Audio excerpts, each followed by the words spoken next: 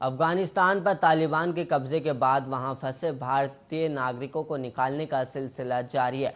दोहा के रास्ते 168 भारतीय नागरिकों को लेकर एक एयरफोर्स का विमान आज गाजियाबाद के हिंड एयरबेस पहुंचा और ये विमान सुबह की काबुल से भारत के लिए उड़ान भरी थी। और वहीं आपको बता दें कि भारतीय वायुसेना के एक सैन्य परिवहन विमान ने 87 भारतीयों और 2 नेपाली नागरिकों को लेकर आज सुबह दिल्ली एयरपोर्ट पहुंचा और विमान में सवार होने के बाद ये सभी भारतीय भारत माता की जय के नारे लगा रहे थे।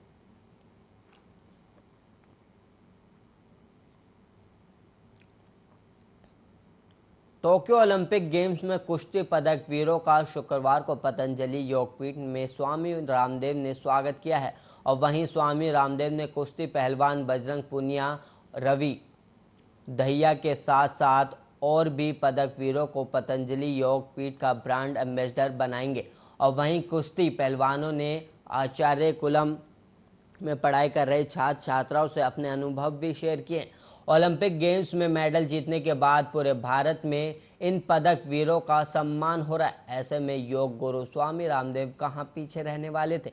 और वहीं पतंजलि योगपीठ में इन कुश्ती पहलवानों को सम्मान दिया गया। और वहीं स्वामी रामदेव ने कहा कि कुश्ती पहलवान रवि दहिया, बजरंग पुनिया, दीपक ने 135 करोड़ भारतवासियों का गौरव स्वाभिमान बढ़ाया है और शौर्य, वीरता, पराक्रम के साथ भारत को मेडल दिला करके युवा की प्रेरणा भी दी और वो भी एक विश्व विजेता हो सकते हैं।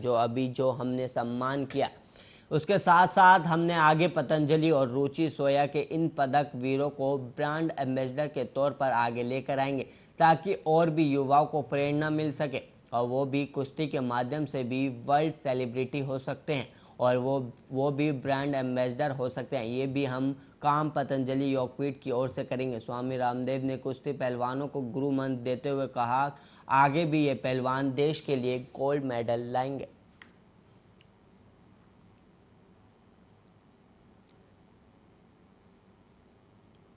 पीडीपी अध्यक्ष महबूबा मुफ्ती ने केंद्र की बीजेपी सरकार को धमकी देते हुए कहा कि जैसे हालात अमेरिका के अफगानिस्तान में हुई है वैसे ही कश्मीर में भारतीय सेना की होगी। मुफ्ती ने कुलगाम में एक